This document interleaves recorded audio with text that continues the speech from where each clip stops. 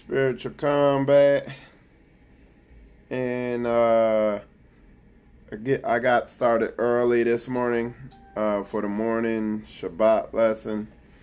Shalom, shalom. If you're just tuning in,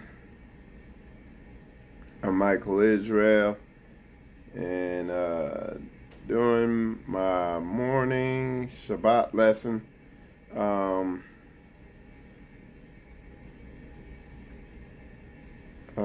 Bear with me while I get everything up and going here.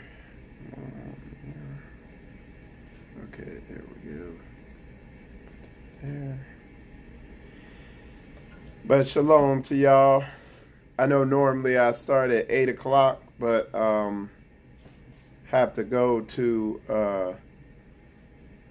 the rebirth service. Shabbat service starts at 11, but I got, I have to be there early to get everything up and running. So I'm doing my morning Shabbat lesson, starting a little early. It's not gonna be long like it normally is, because normally it's 2 hours. It starts at 8, and then and if you're just tuning in, I'm talking about my morning Shabbat lesson, not the rebirth Shabbat. But normally I start my Shabbat lesson at 8, go to 10 o'clock, then we do the men's prayer call.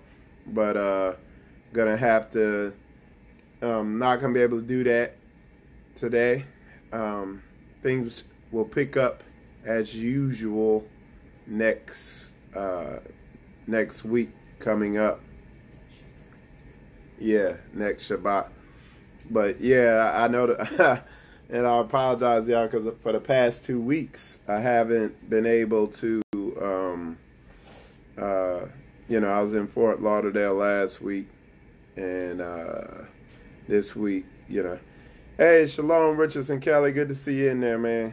Shalom, but yeah, so last week I was in Fort Lauderdale. This week I'm over here in New Orleans, and yeah, I gotta go in early, get all that stuff set up.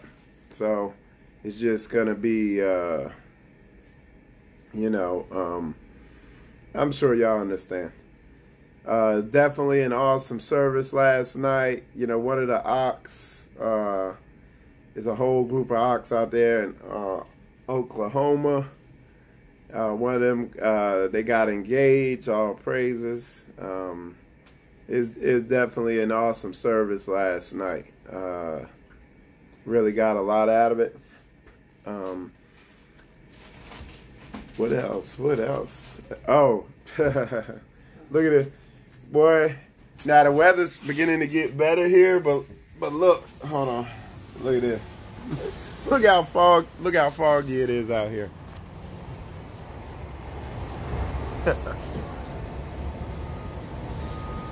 Look, it looked like some type of scary movie or something. What was that movie, Corey?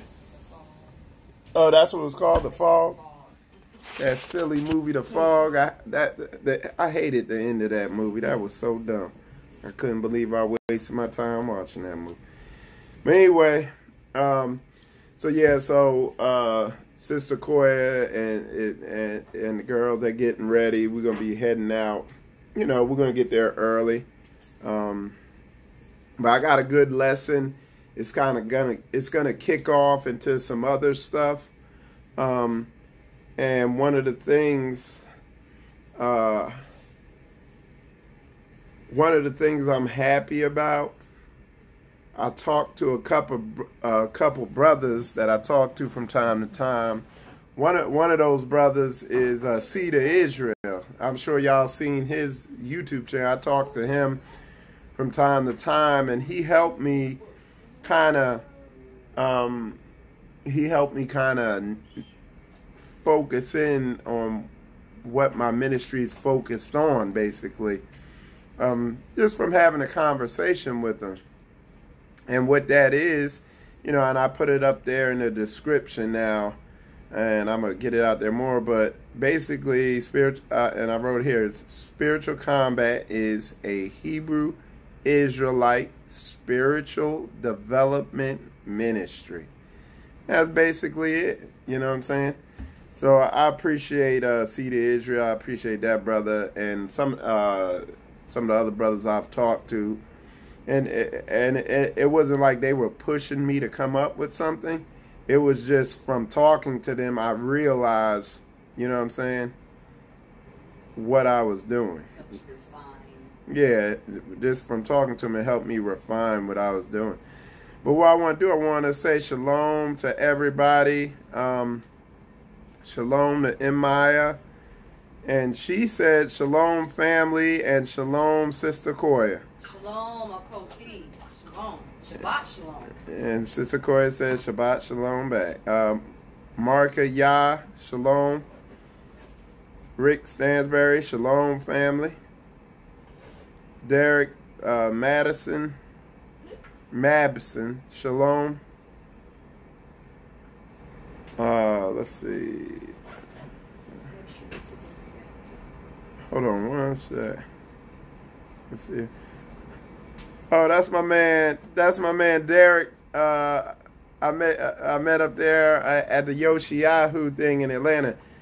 Yeah, Yoshiyahu gonna be coming back soon too. He's gonna be back in Atlanta, so I'll be up there again. Jackie, right? Shalom. Lotto, shalom. Look forward to seeing you up there today, man. It's nice chopping it up with you last night. Kay Simmons, Noel Jones, shalom to y'all. And my man Byron, shalom. All right. Now let me see what y'all over there on. Go back to y'all on Facebook. So shalom to China. Deborah, all the way from Europe. Shalom. Appreciate you tuning in. Shaquita,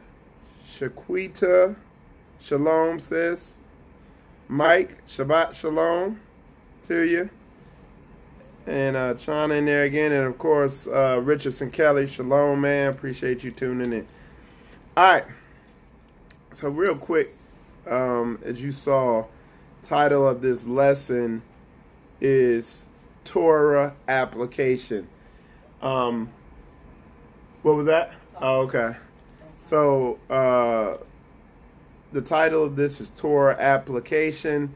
And it was just some...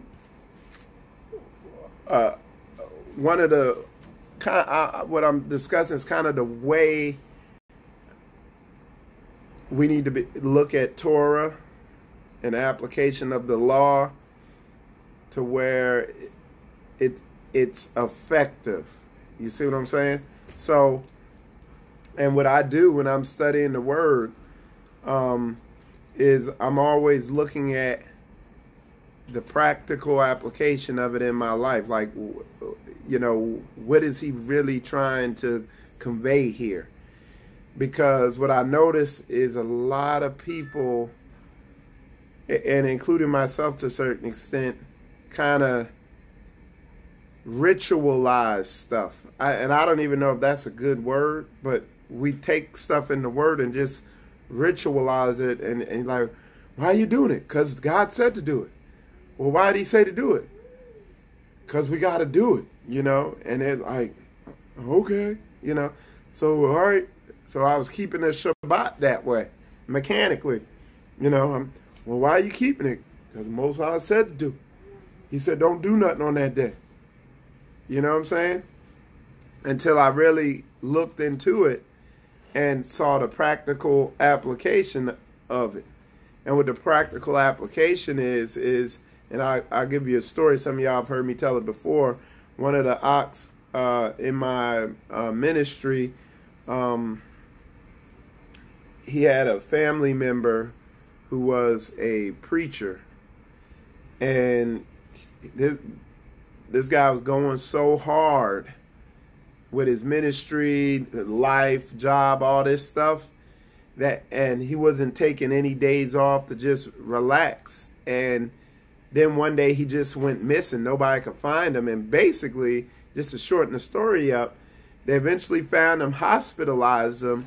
And what it was, he had gotten so fatigued, chronically tired or whatever, from just going all the time, that he began to lose his mind. Okay? So going back, the Sabbath, the reason he tells us to take the Shabbat off and treat it as a day of rest is, if you keep going, just on a practical, physical level, you're just going to burn out. You got to take a day to kind of relax and let your guard down. The other big thing is, you've heard of the term backsliding Christian, or whatever you want to call it. Well, a lot of people, the reason if you don't take one day off and you know what, I don't care what's going on, I'm going to take this day off, I'm going to study the word, no matter, you know what I'm saying, and replenish my spirit. If you don't do that, you'll just backslide. I mean, you know, you'll fall up out of it. You know, so he took a day to say, hey, this is the day you need to kind of focus on me, get your spirit right, and get your mind right. It's very practical. It's just, and what it does is it keeps his ways, which I'll get into that more, in your head, in your mind. So all that to where I see some people, they get so mechanical with the Shabbat that it becomes a job, a burden, you know. And like Shabbat come, you like, man, now I really got to get to work. You know, I got to do all this little stuff, when he's telling you, look, relax and chill, you know. Like, you know, you see us, man, I go have a Shabbat at the beach with beach chairs, laid back, chopping it up, reading the word, chilling. You know what I'm saying? Just taking the day easy, you know. And that's the spiritual understanding of Torah, instead of the mechanical, I got to score points with God understanding of Torah that we run into with a lot of stuff, you know. And what I've been doing is kind of slowly studying the Torah, studying things, watching things that are going on in the Hebrew Israelite community, and kind of taking the ritualistic aspect off it and seeing what the practical aspect of it is. Yeah, so Sister Chana put, he knows how he designed us. Yes. That's good. That's real good. He does. He knows how he designed us. He knows how we work. You know, even though with this stuff they call science today, all this crap, and I'm going to just go off on something else for 1 second. I want y'all to understand, how long? Around the time of Einstein, maybe a little before that, science began to change. And it ceased to be science. It's pseudoscience. And pseudoscience is a religion, okay, that seeks to disprove God. Science is legit. Like, science confirms the Bible and everything, because with science you have the scientific method where it has to be observable, provable, and repeatable, and all this stuff like that. That's science. That's the scientific method of proving stuff, okay? Pseudoscience, and I know, you know, I could back up everything I'm saying, but if I tell you all the stuff that's pseudoscience, it will blow your mind. You wouldn't believe it. You'd be like, dang, that's pseudoscience? Like, your concept of the shape of the earth, your concept of the universe, all that stuff is pseudoscience. It's not observable. It's not testable and repeatable. And I know y'all like, wait. Man, you have no idea. It's pseudoscience is a subtle, deceptive religion. Same thing with evolution. That's pseudoscience. So Anyway, I went off on a little tangent, but everything I say, I could back it up very concretely. And, you know, when I realized what was, man, Satan is so deceptive. When they say your enemies have taken crafty counsel, like these people have bent over backwards, these elites, like they have went above and beyond to put doubt in your mind that the Most High exists. Like, and when you begin to see it, you see that the Bible is just so true. But when you come into realization of what pseudoscience is, exactly, this is a shot up, but so many pseudoscientists are so busy trying to disprove Yehuda and replace him with themselves. Yeah. Right. Man, you know, I don't want to get into all this stuff, but it's a mess because with evolution is pseudoscience. It's not testable. It's not provable. It's not repeatable. So, but they're saying it's fact. It's fact. All right. Well, the Most High Yah is fact because he's testable, provable, and repeatable. Because I can show you situations in my life. You know what I'm saying? We could back everything in the book up with, you know, we just throw Ron Dalton at him. He'll crush him. You know what I'm saying? So yeah. So all that to say this: science is science, and there's science in the Bible, and there's real science that's testable, provable, repeatable, that lines up with the Bible. But pseudoscience is a religion. And here we go. So them telling you that, you know, you know, you came from a monkey. They didn't see it. It's not provable, repeatable, all that stuff like that. That's just some kook, freak, or weirdo's concept of what they think. Them telling you the universe, you know, exploded from nothing, you know. Oh, were you there? You know, it's simple stuff. Look, and here go the big one. Here go the one where y'all gonna be like, oh, Mike crazy. But look, let me tell you, I'm a black nerd and I studied science most of my life, especially about space and all that.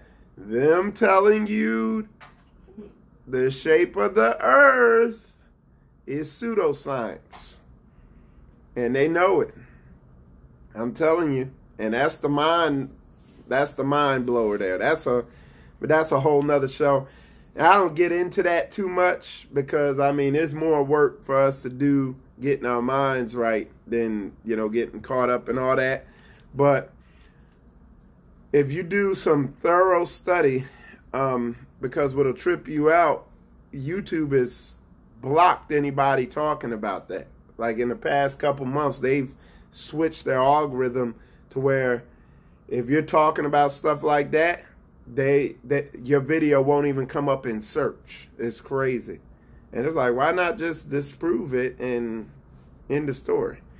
But, you know, all that to say that they want you to think the Most High Yah is far away, and just conceptual.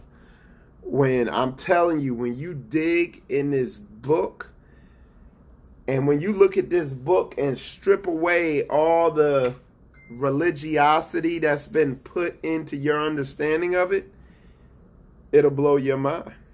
I mean, you begin to see that the Bible is the most practical book out there. Like it's not a bunch of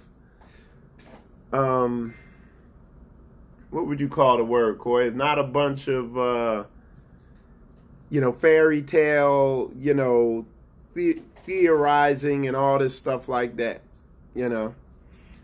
But it's heavy, man. It's heavy. But it's like you gotta be willing to question any and everything.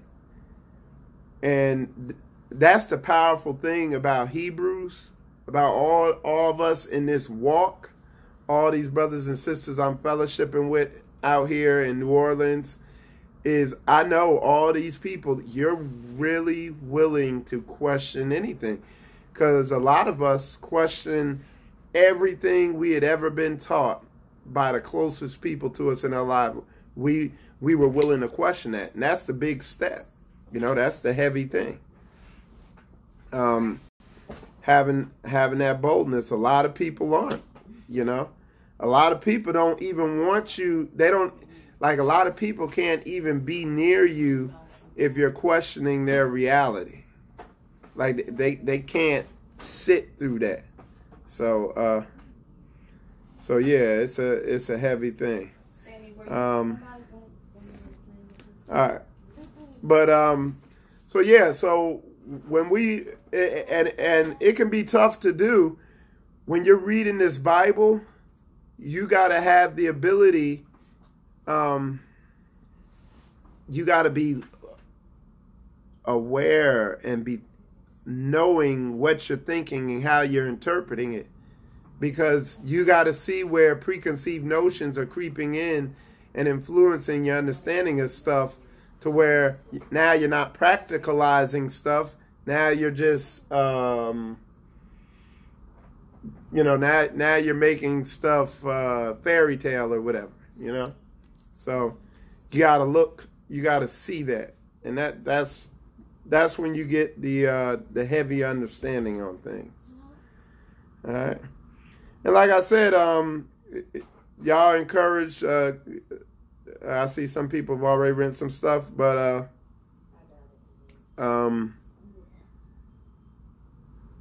yeah, you can. Any questions you got, any statements or anything like that, feel free to put it in the comments. I'm checking YouTube and Facebook.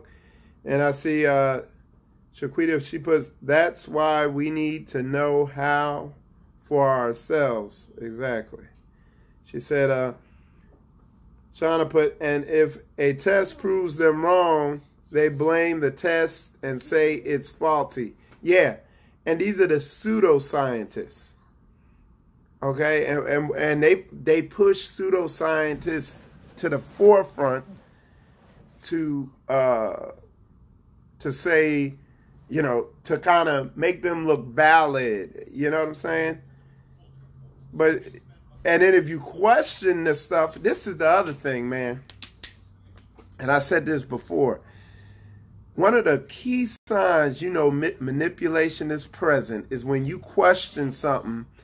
And people when they don't want to give you a straight answer, or they kind of, you know, look, if you question somebody about something and they don't give you a straight answer, that's a big red flag, period. But a lot of these pseudoscientists, when you question them, or when you question people that's running a game on you, it's everything but straight up. And that's a big red flag. The pseudoscientists, though, with the science, they try to make you look silly. Are you stupid?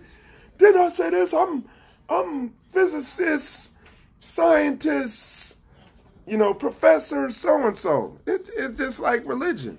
You know, I'm bishop, apostle, you know, doctor, this, that, and the other.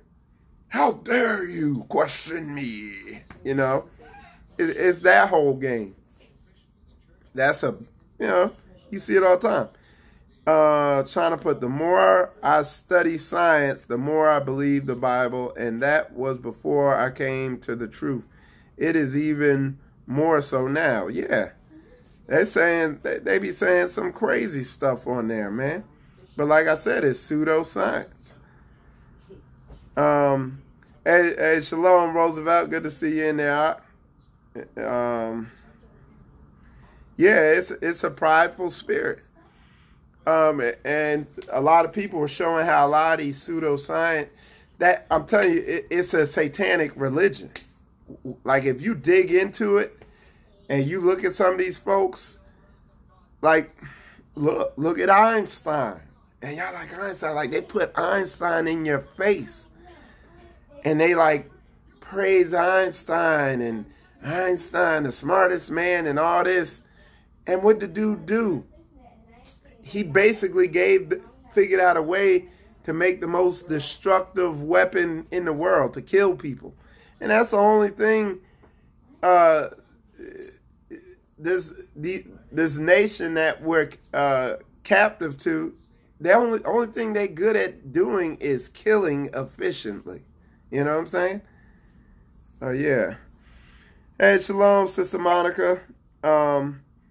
She wrote, a way to stop someone believing evolution, they can try to prove it on a biological level,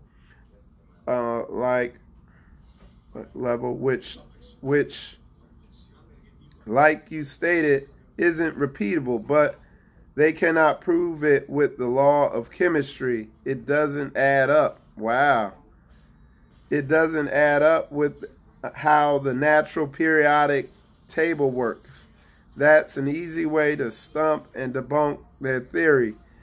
Yeah, that's, see? Yeah, there's holes in it, but yet, because when I used to play basketball, I played basketball with a dude who was a professor. And yeah, we were talking about that, and when I stumped him, he was like, you just don't understand, like that, like, you know. So yeah, and they don't realize it's just a religion that they're believing in. That's at the core. Pseudoscience is a religion. It's based on faith. And the thing is, there's more evidence for what we believe in the Bible than what they believe. But yet they want to act like you're dumb and silly. And when I say what we believe as Hebrews, because Christianity, there's stuff in there that, like, the Christianity that's based on Catholicism, coming out of all that, is silliness. It's stupider than pseudoscience. It's sillier than pseudoscience. But the Hebraic understanding of this book, like we have, they won't even talk to us because it's so rock solid. You get a Ron Dalton, a Badadiah, a Ron Shields, a Josh Cullins, nobody want to talk to them. Nobody, the mainstream don't want to talk to them. Now they'll get some silly, Pentecostal Baptists up there and have them looking stupid, or they'll get a Catholic up there and clown them. But nobody want to talk to us. I've been reaching out, man. I'm trying to set something up for one of these brothers with somebody big name. But they don't want to. At best, all they do is use little manipulation, debate tactics to avoid answering questions and to kind of win little arguments to say, oh yeah, see, I told you they were wrong. So they don't want this. They're going to get it though. Because I promise I'm trying to set something up. Something big. So these folks get crushed. Get out there, man. You saw Harry Rosenberg when he came on there. He doing a Harry shuffle.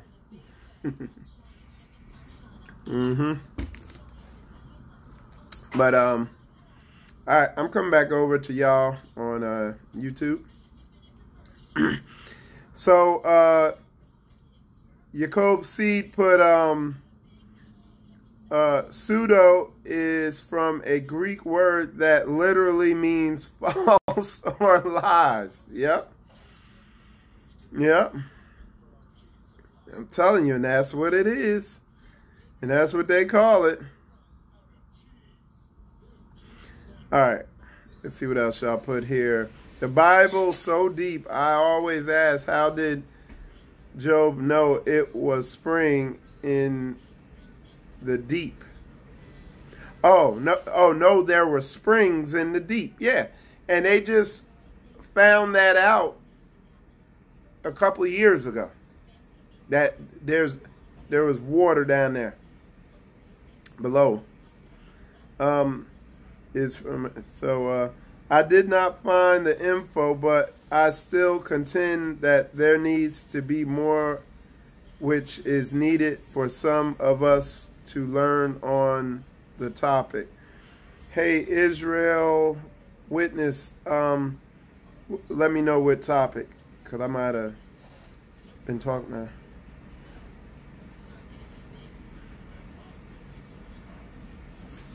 Okay, yeah, man. Shalom, Hebrews in the Hood. Good to see you in there. It says, I will email you the scriptural and scriptures only declare the truth on the topic. Shalom. Attention.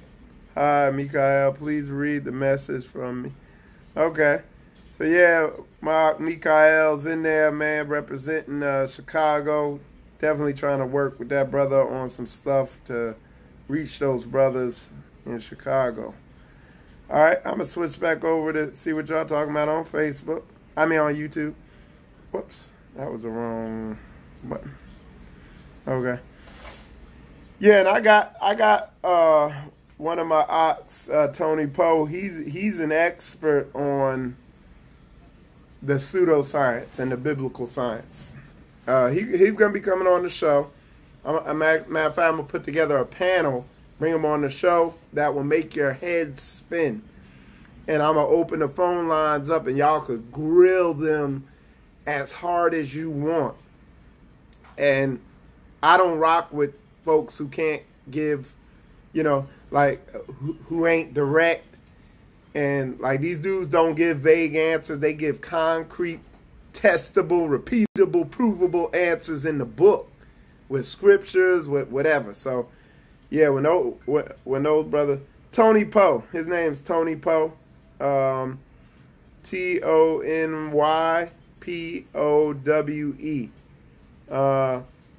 Tony Poe, he's one of my ox. He's one of my inner circle ox. I got a lot of dudes I rock with behind the scenes. They follow. He's probably watching right now. They follow closely. They with me. This is my like inner circle of brothers, but they don't. They not. I'm just the face. You know what I'm saying?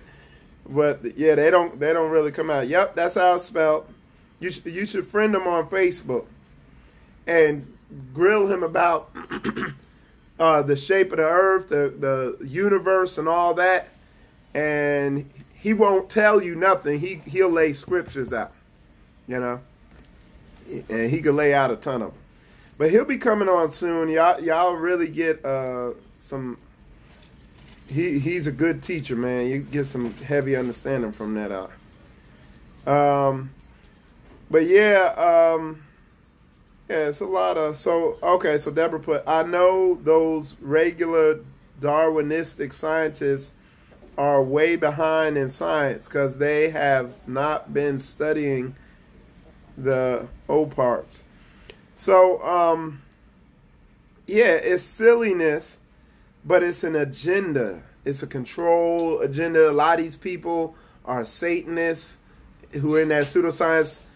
Somebody was showing how a lot of these people are in like the Masons and stuff like that, like Neil deGrasse Tyson and all those people. And like his latest thing is like Earth is shaped like he called it a oblate steroid or something. It's basically saying it's shaped like a pear. Look, the video's online if you think I'm lying. Nope. It says,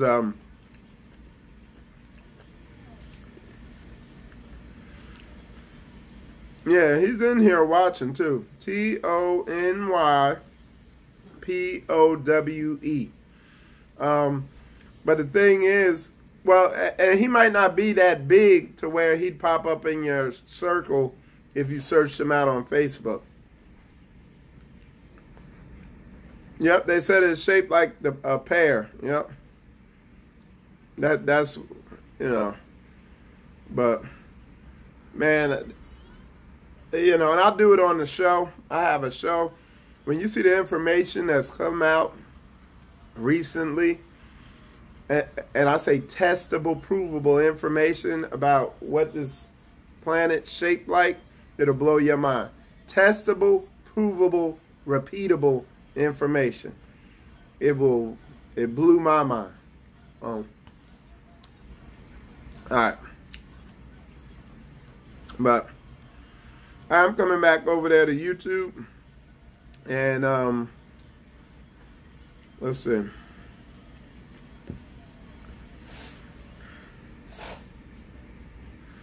So finding the true,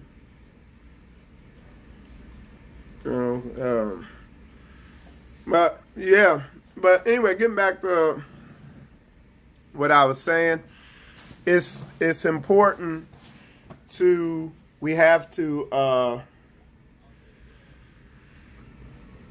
because the title of this lesson, I know I got off a little bit, was just reading and getting a practical understanding when you're reading. Always, because it's easy from the brainwashing that we've all been subject to for years, and you might not realize this, and this is real heavy what I'm about to say here. Your whole life, you've been subject to brainwashing that when you read the word, it makes you go into a certain mode because you don't realize you've been brainwashed to see the book a certain way your whole life. So you have to learn to read it and look for the practical side of what's being taught there. You got to fight the urge to go into spiritualizing stuff, for lack of a better word, or to go into kind of, having this ritualistic. You got to fight that urge to go into that and look at look at things from a practical standpoint. That's part of the reason why we didn't realize we were the people of the book until somebody pulled us aside and showed us what it was literally practically saying. You know what I'm saying? Then the Old Testament takes on a whole new different light. Instead of this one begot that one and this one, instead of it just sounding like that, now it takes on a whole different light. Like you see yourself in it. It's just this, every word is like, whoa, It's the same thing with Torah, and because I see in the Hebrew Israelite community, law, well, we got to keep them laws. And when you hear them say keep them laws, you're like, okay, I keep the Sabbath. I got to do the feast days. I got to do this thing, mechanically do that. But what is it really saying? And again, the thing I always say, it says, love your brother, as you love yourself and all that stuff like that. Well, how do you love your brother? Read Proverbs. Proverbs shows you how to walk that out. In order for you to love your brother, you got to love yourself. So in order for you to do that, you got to get your mind right. You got to get your emotions aligned with Torah. It's not bad to have emotions, but when they don't line up with Torah, it's an issue. So this is practical. That's more practical Torah. You know what I'm saying? So that's kind of the point I'm trying to make. Yeah, Shalom, BT Mitchell. Good to see you in there. Shalom, Noel, Kim Simmons. M Easy, Shalom, family. Good to see you in there. Shana Yah, Shalom. Let's see who I see. A lot of y'all. Let's see. Scripture on the way to identify them. So yeah, Israel, witness and servant. What you should do, I'm telling you, what you should do is watch Ron Shields' video on the feast days and new moons and all that stuff, determining all that. And then after you watch that, then I would say, hey, but because he went so deep on that thing, I haven't seen anybody come near, that. he'll be coming on the show here, breaking all that down. But okay, so yeah, I would recommend that you go check that out before you push the attention, before you push all that. Let's see what you are finding the true Sabbath. Yeah. But because what you're gonna probably find is that the stuff your understanding might be elementary, because he's dug very deep into this topic. He didn't just read the Bible. He studied the Word, studied it multiple languages. He's gotten books translated in other languages. He's done a lot of study on it. So instead of beating a dead horse and kind of discussing something that might have already been broken down on a way deeper level, I'd recommend you go check that video out.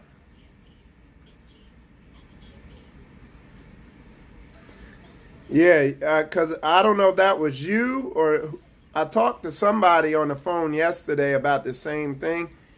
I'm not sure who it was, but all I'm saying is a good place to start is to watch Ron Shields' video, otherwise known as Divine Prospect. Is a 5-hour-long video going into this stuff that most of us have watched. So what you're going to find, I mean, and I haven't seen anybody say anything that he didn't say in that video. And that was just on the surface. When he dug into it, he went to a place that haven't seen anybody else go to. So that's why whenever people bring that up, I say, well, did you see that video yet? If they say no, I say, well, you should go watch it. And then come at me after that. And if you got something that kind of that kind of refutes or counters what he said in there, we could set that up. Like Ron Shields will be happy to come on the show, and y'all could discuss that. And he's going to be coming on the show.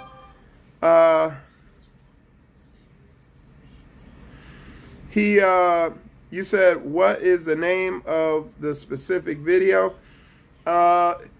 It's something with feast days, determining the new moon or something like that. But go to Divine Prospects YouTube channel and just search for it.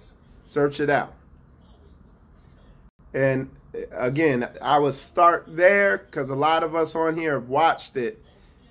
And if, like I said, if you have information that you feel he didn't cover in there, because what he did, he studied on a deep level everybody's stance on a new moon and on a calendar and on all that on a deep level.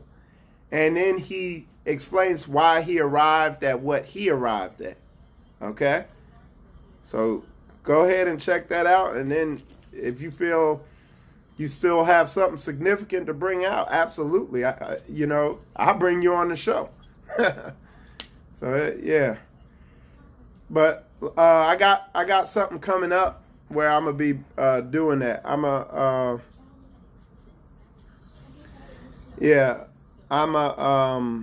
I got some shows coming up concerning the feast days, because I know a lot of people aren't aware of the research that's been done on them.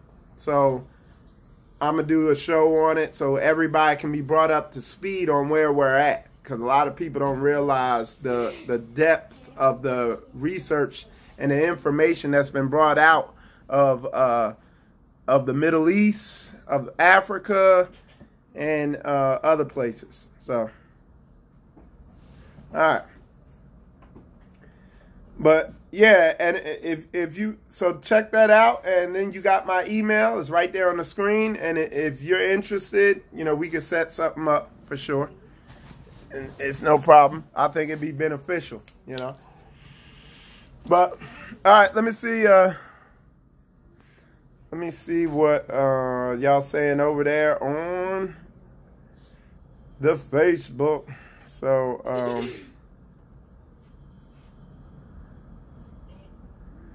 All right. But anyway, I don't think I'm getting ready to get ready. I'm getting ready to head over here. Well, I gotta get dressed first. I'm gonna head over to Shalom Culture. Good to see you in there. But anyway, yeah, I'm gonna wrap this up. Getting ready to get ready to head out. Make sure you tune in for the live Passover. What is it, day 4? Day 4. Ron Dalton's gonna be there. I talked to Ron last night. When I talked to him, he was about an hour outside of New Orleans. So he'll be there. Badadiah, I know Sister Only Love, she says she has the flu, so she's not going to be out. And but I think the other ox coming who's going to be bringing out some information about Ghana, so about Africa. So it's going to be good. So make sure you tune in. Going to be some good teaching. I know they're going to do some more praise and worship. So tune in. I should be going live in about maybe 2.5 hours, maybe 3, because it starts at 11, I think. It does start at 11. But I think I want to get my microphone to work correctly because it was acting buggy. But we'll get it. We'll get it. But anyway, with that said, y'all, I'm going to wrap this up. Appreciate y'all tuning in. I'm Michael Israel. You watching Spiritual Combat. Make sure you if you watch it on YouTube, make sure you hit that like button. Okay, that helps me out. You watching on Facebook, make sure y'all share. With that said, see y'all later. Shalom.